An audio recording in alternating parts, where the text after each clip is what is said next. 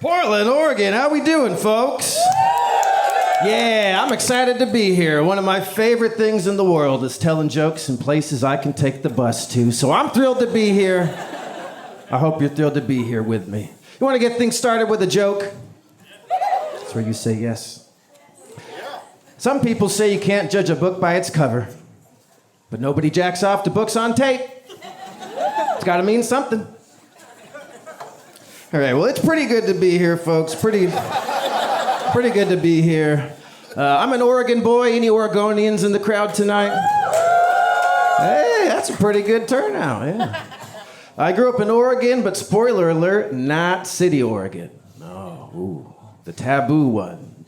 The country, rural Oregon. Ooh, yeah. People think that's pretty spooky around here. It makes me feel tough. I like it. There's not a lot of Portlanders left, so sometimes people give me their token Oregonian questions. The other day, a friend asked me, Jake, you're from Oregon. When you were a kid, did you ever talk about seasonal depression?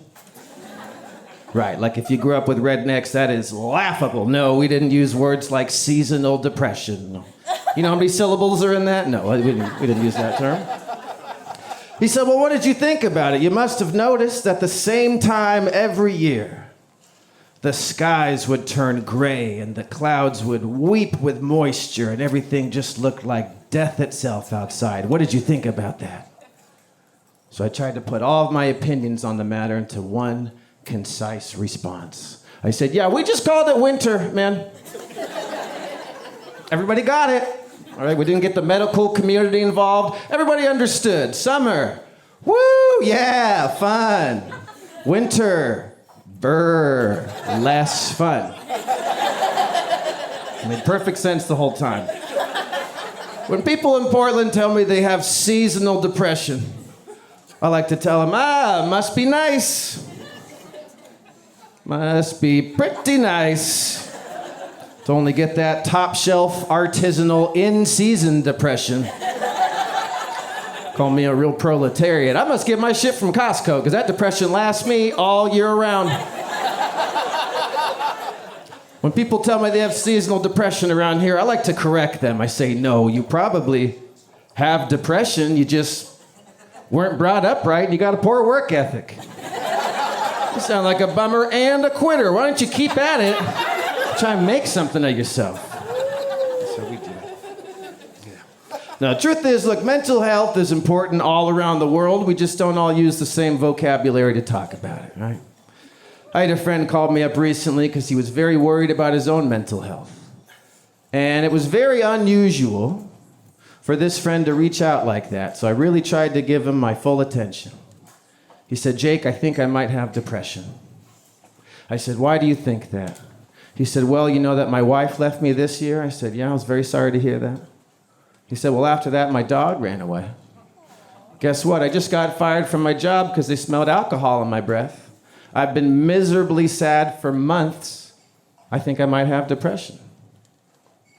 I said, well, I've known you for a long time, and I don't personally think you have a clinical case of depression. I do think you might be the biggest loser I know. That's probably why you're so sad. Who wouldn't be? That is some textbook loser shit, man. I mean, Jesus Christ, your wife, your job, even your dog left you. Goddamn. That's some shit to be sad about. Well, that's not what depression is, right? We've raised so much awareness about depression that now 100% of people think they have it. I can't remember the last time somebody in Portland just told me they were sad. Sad's out.